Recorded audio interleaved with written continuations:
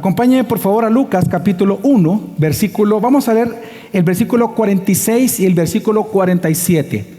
Lucas capítulo 1, versículo 46 y 47.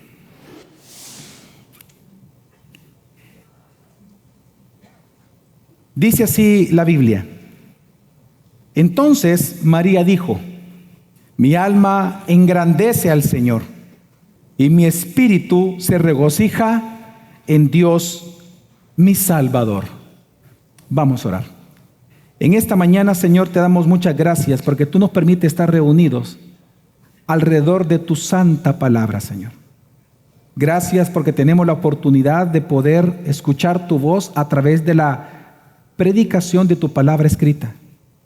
Gracias, Señor, porque tú tienes a bien enseñarnos, animarnos, confortarnos, contenernos, consolarnos, exhortarnos.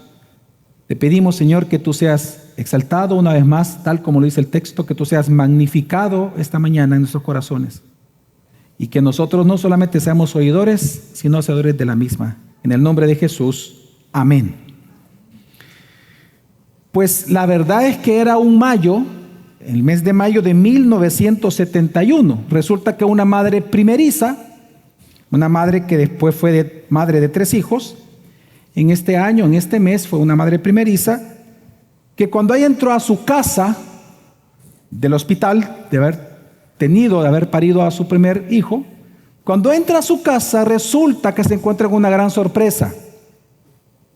Resulta que mi papá la recibió a esta mujer con una gran serenata. Mi papá llevó una gran serenata a mi mamá cuando tuvo a mi hermano mayor en mayo de 1971. Resulta que pues mandó a matar una gallina, ¿verdad? Gallina india. Sí, yo creo que la pausa les asustó, ¿verdad? Mandó a matar. Mandó a matar una gallina y un gran sopón de gallina india asada y todo. Fue un gran festín. Pero lo que mi mamá realmente recuerda fuertemente, me dice, es que me llevó serenata tu papá. Yo no me lo esperaba. Yo llegué con tu hermano y resulta que cantos de alegría, invitó a los vecinos, invitó a sus amigos, porque su primogénito había nacido. Bueno, en la vida nosotros vemos que hay quienes reciben serenatas por cumpleaños. No sé si aquí hay alguna mujer que alguna vez ha recibido serenata, no lo sé, pero tal vez algunos han recibido serenatas por cumpleaños. Pero en este caso fue por el nacimiento de un hijo.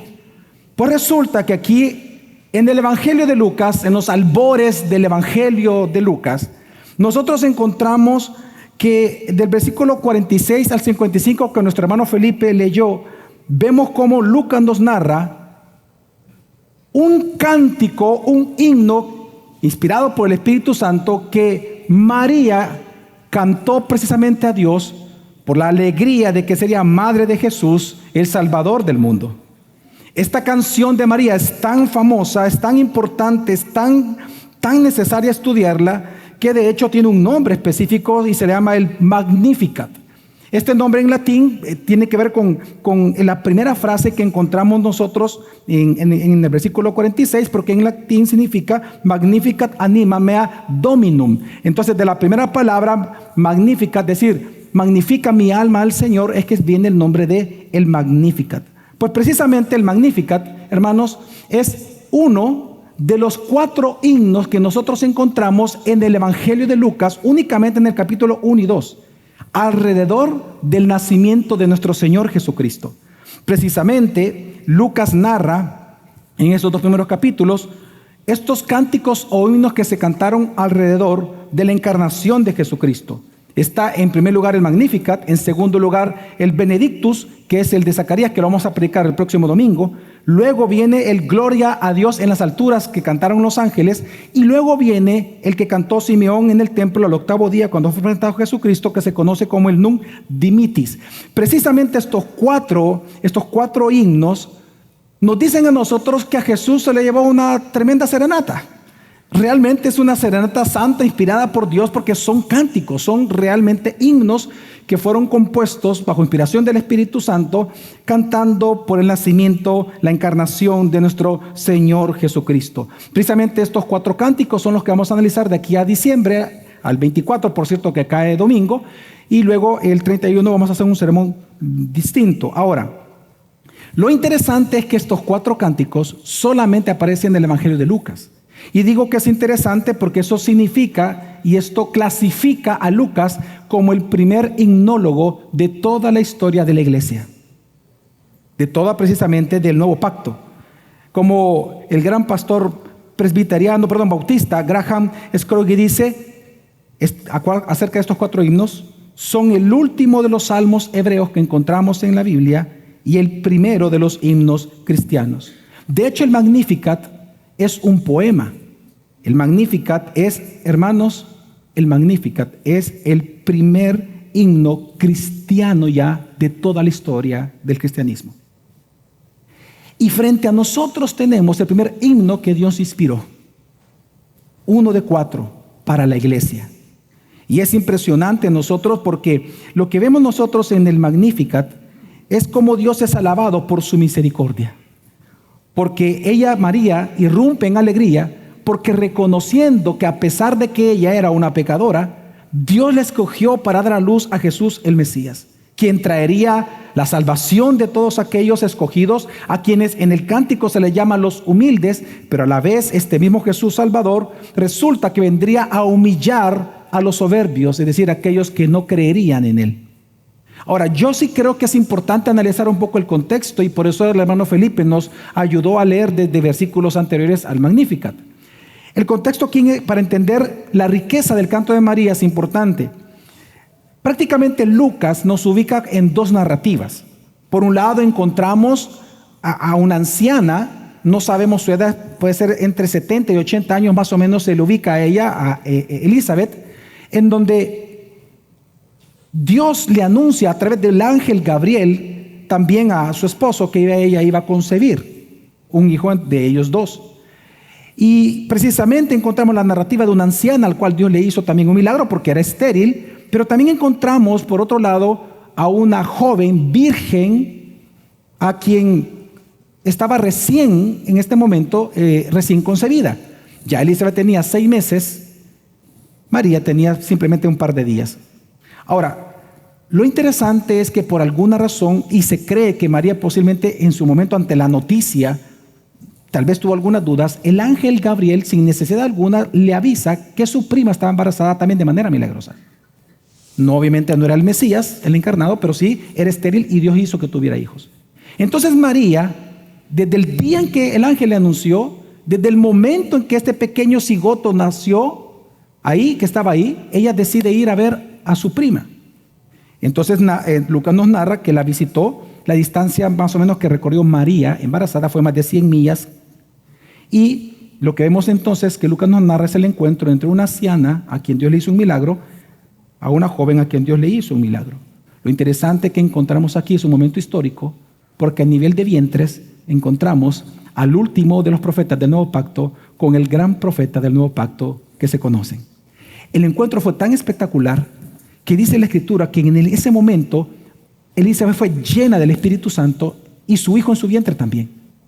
Y solo con oír la voz de María, el niño que estaba en el vientre, dice Elizabeth, se alegró y saltó. Las mamás saben reconocer el movimiento de sus hijos, ¿sí o no? ¿Verdad? Algo espectacular que yo gocé con mi esposa es las famosas pataditas. Elizabeth sabía de eso, pero es que el salto que dio el niño fue algo completamente diferente. Como un día dijo un predicador, este es el único bebé en el mundo cuyo púlpito fue el vientre de su propia madre. Porque realmente saltó de alegría, fue un salto muy distinto que sintió Elizabeth.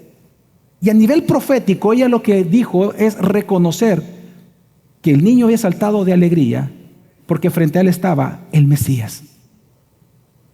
Voy a hacer un paréntesis importantísimo, considero que es importante más en nuestra época, para aquellos que piensan que el feto no es una persona. Dice la Biblia que se alegró. Solo un ser humano puede alegrarse. Lo que estaba ahí era un ser humano. Y resulta que entonces vemos aquí a Elizabeth diciendo estas palabras, alaba a María, alaba a Dios, e incluso reconoce esto que lo leímos junto con el hermano Felipe. Le llama mi Señor. al cigoto que estaba ahí. Una vez más, hace poco el Papa dijo una tontería, dijo algo diabólico, diciendo de que el feto no es una persona, es algo, pero no es una persona. Y aquí a un cigoto de simplemente días de existir, de estar ahí, Elizabeth le llama mi Señor, porque lo era. Amén. Entonces nosotros vemos aquí entonces que en ese momento, ante tal alegría, es ahí en donde María entonces comienza a cantarle a Dios. Y ella se llena de gozo, de alegría, porque recibiendo ahora la confirmación de que lo que le llevaba, también por Elizabeth sabía que era el Hijo de Dios, ellas irrumpen en canto, irrumpen en alegría, precisamente por lo que Dios ha obrado en ella. Lo que vemos nosotros en este texto es un gran modelo de creyente que fue María en el nuevo pacto. Ella es el modelo prototípico de cómo serían los creyentes realmente en el nuevo pacto. Vemos que ella escuchó la palabra de Dios, creyó la palabra de Dios, se sometió a la palabra de Dios y alabó a Dios por ello. Por lo tanto, a través de este pasaje, en esta mañana yo tengo una intención contigo. Y mi intención realmente es convencerte de que magnifiquemos a Jesús nuestro Salvador por las grandes cosas que Él hace en nosotros. Y ese es mi gran objetivo, que tú y yo magnifiquemos a Jesús nuestro Salvador por las grandes cosas que hace en nosotros. Este pasaje hay tres cosas principales que nos enseña. Lo primero que nos enseña, y lo vamos a ver en el primer punto, es nuestra actitud para alabar a Dios. Lo segundo, los motivos de nuestra alabanza a Dios. Y número 3, la manera de alabar a Dios. Así que acompáñenme, hermanos, al versículo 46 y 47 una vez más para ver el primer punto, y es nuestra actitud. ¿Cuál debe de ser nuestra actitud para alabar a Dios? Dice María dijo: engrandece mi alma al Señor y mi espíritu se regocija en Dios mi Salvador. Cuando ella dice estas frases, mi alma y mi espíritu, lo que está diciendo María es: todo lo que soy, todo lo que tengo, todo mi ser magnifica y se goza en el Señor. Hermanos, esta es la manera de responder ante Jesucristo. Precisamente confiando en Él como Señor y regocijándonos en Él como Salvador. Y esto lo vemos nosotros en la Biblia. Recordemos que el rey David, por ejemplo, danzó alegremente frente al arca porque había sido recuperada, precisamente lo que representaba y simbolizaba la presencia de Dios. Vimos cómo él compuso grandes himnos de alegría, como aquí María, precisamente por conocer al gran Dios, por las grandes maravillas. Todo su ser alaba. Alaba, alma mía, al Señor, dice el rey David. No olvides ninguno de sus beneficios. Al igual que María, el rey David en el Antiguo Testamento, vemos que cantó de alegría al Señor con todo su ser, con todas sus fuerzas, con toda su alma, por las grandes obras que Dios ha hecho en él.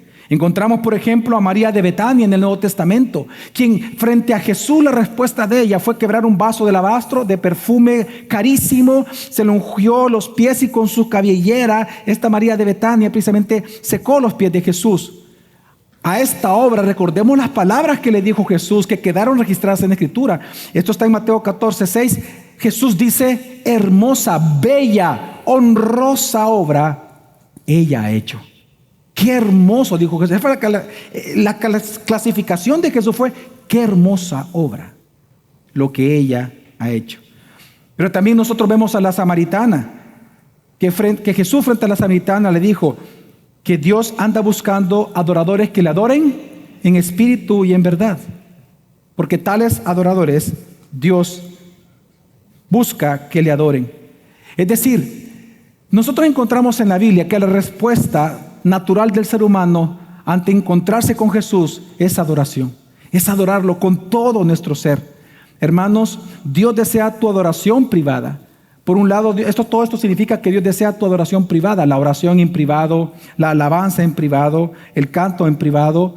Yo tengo un gran privilegio. Yo sé que a mi esposa le da pena que diga esto, porque le da pena, pero de verdad no. Una de las cosas que a mí más me gusta es que ella es una mujer que canta todo el día. Ella alaba al Señor todo el tiempo y a mí me encanta su voz.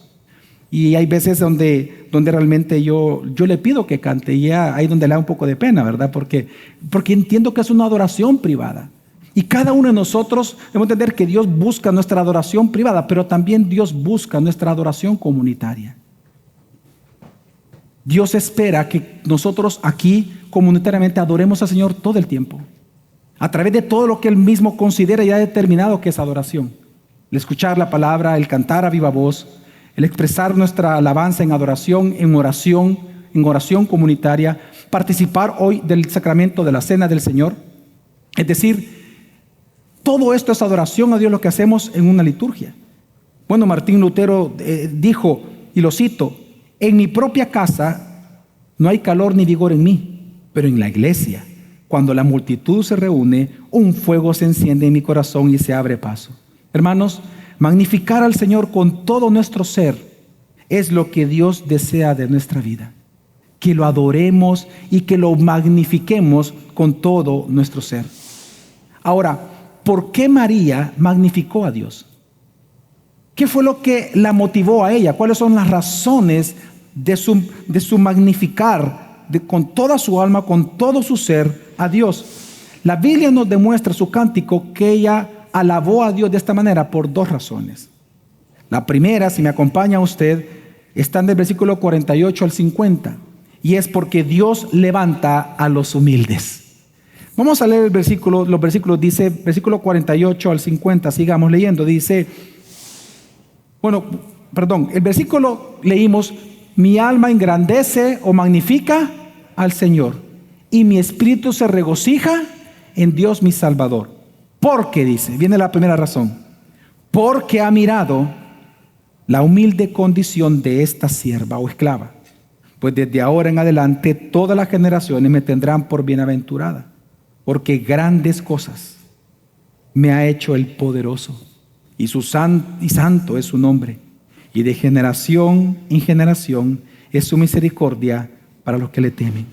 Hermanos, ella se regocijó y magnificó a Dios por la misericordia que Dios mostró a ella, que a pesar de su condición humilde, que a pesar de su bajeza, Dios la llamó a ser alguien importante, la madre del Salvador. Hermanos, María magnificó a Dios porque Dios la miró, porque Dios la escogió, sin ser ella alguien importante. María lo que está celebrando, hermanos, que a pesar de que ella era pecadora, Dios le dio la gracia de ser la mamá de Jesús. Que a pesar de su condición humilde, Dios le dio la gracia de ser bienaventurada por todas las generaciones. Y es que realmente, hermanos, tenemos que entender, María, ella era un don nadie. Y lo digo de verdad, ella era un don nadie. Ella no era nadie especial en aquel momento. Ella era una chica de pueblo. Era una chica de pueblo que ni siquiera sabemos lo que ella se dedicaba. Su historia, me refiero, antes de todo esto, era tan insignificante que la Biblia no dice nada. Ella no era una mujer de sociedad. Ella no era una mujer cosmopolita. Ella no era una mujer conocida. Es más, ella no era importante en absoluto en esa cultura. Es más, incluso después de ser la mamá de Jesús, no fue nadie. Usted no ve que los discípulos le hicieron un altar, o que la comenzaron a adorar, o que la comenzaron a alabar. No, ella simplemente fue contada entre los discípulos cuando inició la iglesia. Digo esto porque ella fue una joven común y corriente, y ella lo sabía. Fue tan común y corriente ella que se casó con un aspirante a carpintero. José estaba jovencito. No vaya a pensar que tenía 40 años. Él era un aspirante carpintero. ¿Y sabe usted lo que hacían los carpinteros en aquella época? Los yugos de los bueyes, los bastones para caminar, la vara de los pastores, cosas sencillas, palos, mesas, sillas, los arados. ¿Y sabe que también eran culturalmente los carpinteros? Eran los albañiles. Ella se casó con un albañil y esa era su vida. Era una mujer común y corriente. Pero por eso es que ella se regocija en el Señor.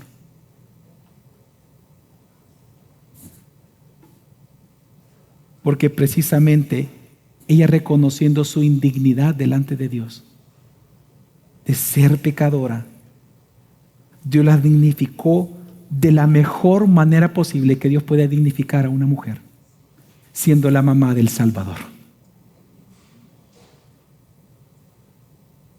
Y por eso ella irrumpió en alegría.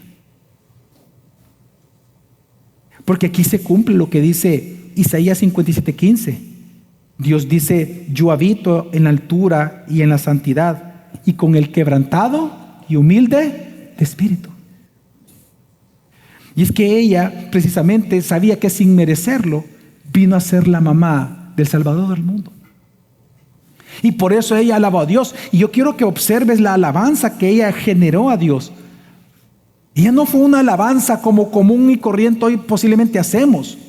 No se puede comparar lo que ella hizo. Claro, fue inspirada por el Espíritu Santo, pero no se puede comparar lo que ella cantó de verdad. Y lo digo con mucho respeto, con las letras que hoy en día se cantan muchas veces. En un solo canto de pocos versículos, mira, ella magnificó a Dios, lo alabó por su gran poder, dice ella, al Todopoderoso, porque produjo el nacimiento virginal. Alaba al Señor por su santidad, por cuanto Jesús nacería sin pecado. Alaba a Dios por su misericordia por los pecadores, por cuanto Él sería el Salvador del mundo. Alaba a Dios por su fidelidad, por cumplir sus promesas prometidas desde el antiguo pacto, ahora en Cristo Jesús. Hermanos, pero todo esto a nosotros nos debe de animar y enseñar mucho. Porque cada uno de los que está aquí tiene una historia. Y por tener esa historia, todos aquí tenemos la gran oportunidad y el gran privilegio de alabar a Dios en esta mañana. Y de magnificarlo con todo nuestro ser. Y que nuestro espíritu se regocije en el Señor. Porque al igual que María, todos nosotros somos indignos del Salvador. Posiblemente aquí hay hombres, y tú lo sabes, tú deberías de estar en la cuneta en este momento. O tal vez tú, por tu pasado, tal vez tú merecerías estar muerto. Tú sabes que si no fuera por Cristo, tú fueras un borracho de la calle. Porque algunos de los que están aquí fueron rescatados de la calle. Posiblemente tú como mujer sin Cristo serías una prostituta. Pero sin haber nada bueno en ti, la gracia del Señor te cubrió, te abrazó y te contuvo. Y te regaló al Salvador. ¿Por qué no magnificar entonces a Dios? ¿Por qué no decirle: Señor, mi alma te engrandece? Y mi espíritu se regocija en ti, mi Dios, mi único Salvador. Aquí estaríamos pobres, estaríamos ciegos, desventurados si no fuera porque la mano de la gracia de Dios nos ha cubierto. Y por eso los cristianos nos identificamos con este canto, porque este canto no se trata únicamente de María. Claro que hay una situación particular, pero este canto lo podemos cantar perfectamente todos los cristianos, porque grandes cosas Dios ha hecho con nosotros, principalmente nos ha salvado en Cristo Jesús. Pero la segunda razón entonces que nos dice el texto por el cual María, esta es la primera razón, porque Dios levanta a los humildes. Ahora, cuando dice humildes aquí no se vaya a confundir que está hablando de salvación por obras. Humilde se le llama aquel que teme al Señor, dice aquel que por haber sido regenerado teme al Señor y cree el mensaje de Dios para salvación. Pero en segundo lugar, la segunda razón por la cual María magnifica al Señor es precisamente porque Dios humilla a los soberbios. Dios no solamente levanta a los humildes, sino que ella reconoce cómo Dios humilla a los soberbios. María canta con regocijo precisamente por eso. Sigamos leyendo, versículos 51 al 55, dice María. Sigue cantando. Ha hecho proezas con su brazo, ha esparcido a los soberbios en el pensamiento de sus corazones, ha quitado a los poderosos de sus tronos y ha exaltado a los humildes, a los hambrientos ha colmado de bienes y ha despedido a los ricos con las manos vacías. Ha ayudado a Israel su siervo, para recuerdo de su misericordia, tal como dijo a nuestros padres, a Abraham y a su descendencia para siempre. Realmente lo que María está haciendo aquí es profetizando. Es un canto profético, de hecho. María está cantando acerca de lo que su hijo, de lo que el Hijo de Dios haría acerca de las naciones, de los poderosos, de los soberbios en el futuro. Lo que está haciendo realmente María es hablando de lo que Jesús iba a hacer en el futuro respecto a las naciones, pero citando lo que Dios ha hecho en el pasado para su pueblo, precisamente para salvarlo. Si usted se da cuenta, el cántico de María que acabamos de leer, esta porción, está en tiempo pasado. Está hablando como que ya sucedieron. Eso se conoce como un pasado profético. Y eso se entiende muy fácilmente. Cuando nosotros vemos en la Escritura que Dios habla, ¿hay alguien que pueda impedir que Dios haga lo que Él se ha propuesto? No. Por eso es que en la Biblia es muy común que cuando Dios dice algo que Él va a hacer, después más adelante lo que citan eso, lo citan como que ya ocurrió, porque nada ni nadie puede detener lo que Dios se ha propuesto hacer en sí mismo. Por ejemplo, la Biblia dice de nosotros que ya estamos sentados juntamente con Cristo, ¿sí o no? Pero estamos aquí. Es porque lo que va a ocurrir, es decir, ya se da por hecho porque nadie duda que lo que Dios ha prometido Él lo va a realizar. Entonces lo que vemos aquí es un cántico profético en donde María está anunciando lo que no solamente Jesús haría con ella, salvarla, sino que específicamente humillaría a las naciones y a los poderosos del mundo. Y es que realmente, hermanos, si nosotros vemos la Biblia, es algo que Dios hace en favor de su pueblo. María realmente, con estas palabras que está ocupando en este cántico, ella está haciendo ecos, citaciones y alusiones a grandes obras que Dios hizo en el pasado. Vemos en el pasado cómo Dios ahogó a Faraón en el mar para salvar a su pueblo. Vemos cómo Dios dispersó a los filisteos a través de derrotar a Goliat para salvar a su pueblo. Vemos nosotros cómo Él derribó a Nabucodonosor para salvar y ayudar a su pueblo. Vemos cómo Él quitó a Belsasar, al sucesor de Nabucodonosor, precisamente por ayudar a su pueblo. Solo en el libro de Jueces vemos cómo 12 jueces Dios levantó en esa época y muchos más, precisamente para liberar a su pueblo. Así que lo que vemos aquí es que María comienza a cantar porque en base a la evidencia del Antiguo Testamento, Dios humilló a los orgullosos para mostrar misericordia a su pueblo. Ahora, ¿quiénes son los orgullosos? ¿Quiénes son los poderosos que están en este texto? Pues son aquellos que niegan su necesidad de Dios. Son aquellos que niegan la necesidad de un Salvador. Son aquellos que niegan a Dios, a Jesús, a su evangelio. Así que aquí María lo que está alabando a Dios es por lo que va a hacer en Cristo en el futuro. Es decir, nosotros hoy, hermanos, sufrimos por causa de Cristo. En nosotros se va cumpliendo, dice la Escritura, lo que falta el sufrimiento de Cristo. No son sufrimientos vicarios, no son sufrimientos salvadores. Jesús ya está en su estado de gloria. En su estado de humillación, Él sufrió lo que tenía que sufrir. Y la deuda ya fue cancelada en la cruz del Calvario. Amén. Pero cuando dice Pablo que nosotros sufrimos, lo que falta del sufrimiento de Cristo en nosotros es en virtud de nuestra unión con Cristo. Que si Él sufrió, también nosotros vamos a ir porque somos parte del cuerpo de Cristo. Y para nosotros es un privilegio. Pero nosotros sufrimos hoy por causa de nuestros enemigos. Por un lado, nosotros sufrimos las tentaciones, las concupiscencias de nuestra carne, todo el tiempo incitándonos a ir en contra de la voluntad de Dios. Pero también nosotros sufrimos el acoso del mundo, el asedio del mundo, las fascinaciones del mundo, cómo las personas y el sistema de este mundo nos busca persuadir para que nos alejemos de Dios. Pero también enfrentamos a Satanás. Sin embargo, a pesar de toda esta cantidad de enemigos que nosotros tenemos, lo que vemos en este canto, que el cristiano alaba a Dios, nos gozamos en Dios y lo exaltamos y magnificamos porque sabemos que un día todos estos enemigos serán puestos a los pies de Cristo Jesús. Filipenses 2 dice, por lo cual también Dios lo exaltó hasta lo sumo, para que al nombre de Jesús se doble toda rodilla de los que están en los cielos y en la tierra y debajo de la tierra, y toda lengua confiese que Jesucristo es Señor, para gloria de Dios Padre. Nosotros hoy podemos estar aquí a pesar de que somos perseguidos, a pesar de que tenemos sufrimiento, a pesar de las malas noticias que nos puedan dar, podemos magnificar a Dios y podemos gozarnos en Él y regocijar nuestro espíritu con Dios nuestro Salvador, porque sabemos que un día estaremos con Él y todo sufrimiento cesará. Toda lágrima será secada de nuestros ojos. Apocalipsis 21, 7, 8 dice, el vencedor heredará estas cosas y yo seré su Dios y él me será mi hijo. Pero los cobardes incrédulos, abominables, asesinos, inmorales, hechiceros, idólatras y todos los mentirosos, es decir, nuestros enemigos, tendrán su herencia en el lago que arde con fuego y azufre, que es la muerte segunda. Así que, hermanos, esto lo estamos viendo hoy en día. Y es lo que María, por eso ella cantó de alegría. Porque Jesús no solamente vino a salvar, sino que pues claro que Él vino a salvar, pero Él vendrá también a juzgar. Y nosotros vemos que de alguna manera ese ya, pero todavía no los juicios eternos para siempre, no el juicio del trono blanco como menciona Apocalipsis, todavía no ha ocurrido.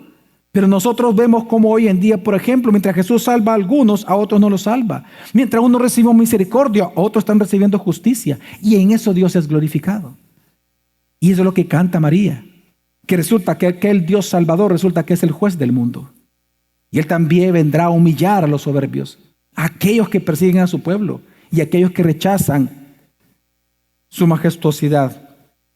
Por lo tanto, nosotros lo que vemos hoy, hermanos, es que Dios está haciendo lo mismo con las naciones y los gobernantes.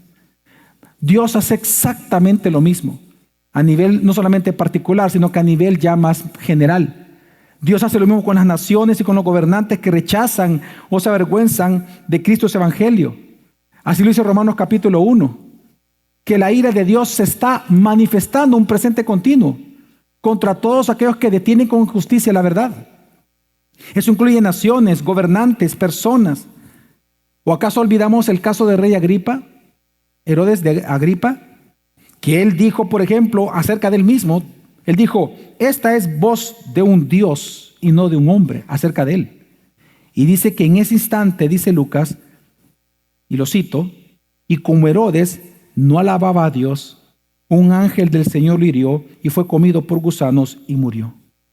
Hermanos, hoy en día, el mismo Salvador también tiene todo el derecho como juez de ejercer disciplina. Esto nos enseña mucho que al igual, por ejemplo, muchas iglesias orgullosas, las que se jactan de sus ministerios, vemos hoy en día que pueden ser humilladas. Precisamente porque el único digno de alabanza es Jesús. Por lo tanto, y esto está en concorde con su enseñanza en Mateo, en el Sermón del Monte, Él dijo que los mansos son los que van a heredar la tierra, no los soberbios. Por eso es que Martín Lutero dijo acerca de este himno de María, y lo voy a citar porque me parecen unas palabras fenomenales. Dijo Martín Lutero de este canto, dijo que este canto se trataba sobre las grandes obras y hechos de Dios para fortalecer nuestra fe, para consolar a los de baja condición, pero también para aterrorizar a todos los poderosos de la tierra. Debemos dejar que el himno sirva a este triple propósito, porque María no la cantó solo para ella, sino también para todos nosotros, para nosotros cantarla después de ella. Hermanos, magnifiquemos a Jesús nuestro Salvador y regocijémonos realmente en nuestro espíritu por las grandes cosas que Dios ha hecho con nosotros. Pero hay una pregunta que no he respondido y que el texto sí responde, y es ¿cómo? ¿Cómo magnificar al Señor? Pues lo que vemos nosotros en el Salmo, que la manera de magnificar al Señor es de dos maneras principalmente. Una es de manera espiritual, desde lo más íntimo de nuestro ser. Una cosa muy sorprendente que vemos nosotros en este primer canto cristiano en la historia precisamente de la iglesia, es que el canto o la adoración de María no fue superficial, no fue para nada superficial. No fue un canto únicamente con su boca, sino que ella cantó con su alma, con su espíritu. Mi alma engrandece, dice, mi espíritu se regocija. Es decir, la adoración verdadera a Dios, hermanos, no es inducida por elementos externos, es inducida por la verdad interna. Y no podemos nosotros cambiar eso. La adoración verdadera a Dios no es incitada por elementos externos, sino por la verdad interna que nos gobierna. Esto es tan impresionante que mire, este pequeño himno de María, este pequeño himno, hace más de 30 citaciones al Antiguo Testamento. Está saturado del Antiguo Testamento. ¿Sabe qué libros ella cita solo en estos cantos? Está citando a Génesis, Deuteronomio, primer y segundo libro de Samuel, Job, varios salmos, varios. El libro de Isaías, el libro de Ezequiel, el libro de Miqueas, el libro de Habacuc, el libro de Sofonías. Prácticamente quiso meter toda la Biblia. Y todos los versículos que ella ocupó era para referirse a las grandes obras de Dios que él había hecho anteriormente. ¿Pero por qué citó mucho la Escritura? Bueno, citó mucho la Escritura porque su corazón estaba lleno de la Escritura. Y esto, hermanos, es importante. El hecho que una mujer en su condición, estuviera llena de la Escritura, da testimonio de varias cosas. Número uno, de su devoción y de la crianza de sus padres, de la crianza de los papás de ella. Habla muy bien y da testimonio de la importancia, hermanos, de leer la Escritura, estudiar la Escritura, conocer la Escritura, memorizar la Escritura, estudiar la Biblia. No solamente debemos de, los pastores y los que predican y enseñan a predicar expositivamente, tenemos que aprender a escuchar expositivamente la Escritura. Y María lo hizo. Por eso es que esta actitud que ella tuvo de llenar su alabanza y el himno con la Escritura, habla lo que dice la Biblia, que de la abundancia de tu corazón hablará tu boca, cantará tu boca, escribirás himnos de lo que hay de la abundancia del corazón. Y hermanos, esto nos dice mucho a nosotros. Esto nos dice, hermanos, que nosotros no necesitamos de un ambiente tenue, de que se nos bajen las luces o que se nos manipule con una música melancólica para provocar cierta sensación de querer adorar a Dios. No necesitamos esa manipulación. Es más, no la necesitamos porque es Dios quien rechaza la adoración espiritual. Recordemos Malaquías capítulo 1. Dios le dice a Israel en Malaquías: no me agradan sus ofrendas. No me agradas. Lo que me presentas no me agradas. En Amós 5 dice: yo aborrezco tus canciones, aborrezco tus ofrendas, aborrezco tus asambleas. En Isaías 1 dice exactamente lo mismo, con mucho más detalle y con mucho más folclore. Ahora compara todo eso, lo que Dios dice a Israel en aquel momento por una adoración superficial versus lo que hace aquí María, que María alabó a Dios partiendo de su conocimiento de la Escritura que tenía acerca de Dios. Por eso nosotros, hermanos, en esta iglesia y muchas iglesias en el mundo de sana doctrina, en esta iglesia, en gracia sobre gracia, por eso que la música que nosotros cantamos no es para persuadir tus emociones, es para persuadir tu mente. Por eso cantamos lo que cantamos, porque nosotros no queremos persuadir tus emociones, es tu mente. Lo que nosotros queremos hacer es hacerte pensar más que sentir, para que tu mente sea saturada con la Escritura. Porque es de esa saturación de la Escritura que tu boca va a hablar. Y por eso, hermanos, todo lo que nosotros aquí en la iglesia procuramos hacer, no somos iglesia perfecta para nada, pero por eso cantamos lo que cantamos, hacemos lo que hacemos, porque estamos enfocados más en tu mente y en tu corazón que en tus emociones, para que tú pienses en las grandes obras de Dios. Así que igual, hermanos, nosotros no necesitamos tampoco adorar imágenes o tradiciones. Una de las cosas importantes que nosotros vemos en este texto es que, si se da cuenta, María nunca se alabó a sí misma. Ella todo el tiempo alabó a Dios. Amén. Y ella nunca exigió adoración para sí misma. Porque nosotros entendemos que la religión católica romana todo el tiempo está adorando a María. Pero es que está haciendo lo incorrecto. Nosotros no adoramos imágenes, ni seguimos tradiciones humanas. Dios ha dicho cómo tiene que ser adorado y buscamos adorarlo de esa manera. Es más, si alguno de ustedes está luchando todavía, no lo sé, puede ser que vengas por primera vez, que tenga varias semanas acá. Pero si tú estás luchando con que si debe adorarse o no a María, algunos dicen le cambian el nombre. No, nosotros no adoramos, sino que nosotros lo que hacemos es la alabamos, nosotros lo que hacemos es honrarla. Bueno, acompáñame por favor, si tienes ahí tu Biblia, ahí mismo en Lucas, porque todo lo que pone aquí en los 4 cantos es lo que él desarrolla en todo su evangelio. Entonces no es extraño que todo esto que él está enseñando aquí lo repite en todo el evangelio. Lucas capítulo 11. Mira esta historia, esta narrativa, qué interesante. Lucas 11, versículo 27. Lucas 11, 27 dice: mientras Jesús decía estas cosas, una de las mujeres en la multitud alzó la voz y dijo: dichosa la matriz que te concibió y los senos que te criaron. Ok, ¿a quién estaba alabando esta mujer? ¿A quién? A María, precisamente. Vea la respuesta de Jesús. Al contrario, le contestó Jesús: dichosos los que oyen la palabra de Dios y la guardan. Jesús irrumpió, detuvo toda adoración y alabanza a María. Porque la alabanza no es para personas, es para nuestro Señor y Salvador Jesucristo, es para Dios Salvador.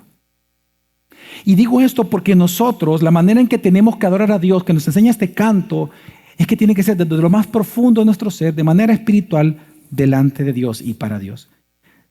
Y lo segundo que nos enseña este canto, la manera en que nosotros magnificamos a Dios, es con una actitud humilde. Hermanos, ella reconoce que ella es pecadora. Y lo reconoce al decir: mi alma engrandece al Señor y mi espíritu se goza ¿en quién? En Dios. Pero ¿cómo le llama? Dios, mi Salvador. Hermanos, ¿y quién necesita un Salvador sino aquel que sea primero pecador? Ella reconoce que ella es pecadora. Ella está reconociendo su condición de pecado. Ella está reconociendo que ella es la primera que necesita ser salvada. Se necesita para adorar a Dios una actitud humilde. Solo quien se perciba a sí mismo como condenado puede ser salvado. Solo el perdido puede ser hallado. Por lo tanto, la adoración verdadera surge de un corazón humilde. Santiago 4:6 dice: Dios resiste a los soberbios, pero da gracia a los humildes. Gracia, gracia, gracia salvadora. Por lo tanto, hermanos, si tú y yo no reconocemos realmente que somos pecadores y que Jesús es Dios Salvador, nunca podremos adorarlo. Y te lo digo de verdad, nunca podremos adorarlo. Yo te pido que pienses lo siguiente. Mira, María pudo haber dicho varias cosas de Dios, ¿sí o no? Ella pudo haber dicho: mi espíritu se regocija en Dios, mi creador. ¿Pudo haber dicho eso María? Sí. ¿Pudo haber dicho: en Dios mi sustentador? Sí. ¿En Dios mi sanador? ¿Pudo haber dicho eso? Sí. ¿En Dios mi proveedor? ¿Pudo haber dicho eso? Sí. Pero él dijo: mi Salvador. ¿Por qué? Mira, hermanos, si Dios fuera todo lo anterior que acabo de mencionar, pero Él no fuera Salvador tuyo, no fuera Salvador mío, ¿por qué yo lo adoraría a Él si al final yo iría al infierno? ¿Por qué yo lo voy a adorar que Él es mi creador, que Él me regala un iPad, que Él me da no sé, para la ropa, para comer una hamburguesa, de que Él es mi proveedor, mi sustentador? Si al final por mis pecados Él no podría hacer nada y yo me iría al infierno. ¿Por qué yo lo adoraría a Él? ¿Qué motivos yo tengo para adorarlo? Ninguno. Pero si Dios es el Salvador, tengo todos los motivos eternos para magnificarlo. Porque estaré con Él para siempre sin merecerlo. Así que, hermanos, nosotros adoramos a Dios, de verdad. Nosotros adoramos a Dios no porque Él sea el creador, no porque Él sostiene el universo, no porque Él nos regala lluvia, podemos comer un mango con chile y sal. Nosotros no adoramos a Dios por eso. Lo adoramos porque Él nos ha salvado. Porque Él nos ha salvado. Él nos ha salvado sin nosotros merecerlo. Él nos ha salvado y por eso nosotros lo adoramos y le cantamos y venimos a la iglesia, nos congregamos, nos discipulamos, servimos, viajamos a dar talleres. ¿Por qué? Porque nos ha salvado. Porque si no fuera Salvador no habría adoración. Así que lo que se necesita también es ser humildes, en reconocer nuestra necesidad de salvación. Y por eso es que en este himno para concluir, hermanos, en este himno vemos dos cosas que son las que obstaculizan realmente el que tú puedas magnificar a Dios: la ignorancia y el orgullo. Cuando tú ignoras la palabra, tú terminarás adorando a un Dios diferente al de la Biblia, a un Dios falso. Y el orgullo hace que nunca adores a Dios, sino que solamente a ti mismo. Así que tanto la ignorancia como el orgullo impiden que magnifiquemos a Dios. Hermanos, por lo tanto, mi exhortación y mi invitación es: magnifiquemos a Jesús nuestro Salvador por las grandes obras que Él ha hecho en nosotros. Hermanos, hazlo. Cada uno de nosotros da testimonio de lo que Dios ha hecho en nuestra vida. Tú lo sabes, tú te recuerdas cómo tú eras. Tú sabes que era imposible una transformación en tu vida hasta que Jesús irrumpió tu vida. Por lo tanto, magnifica a Dios, magnifícalo. Que tú puedas decir junto con María precisamente: mi alma engrandece al Señor y mi espíritu se regocija en Dios mi Salvador. Agustín de Hipona dijo: para aquellos que quieran aprender los caminos de Dios, la humildad es primero, la humildad es lo segundo, la humildad es lo tercero. Somos esclavos y Jesús nuestro Salvador. Vamos a orar.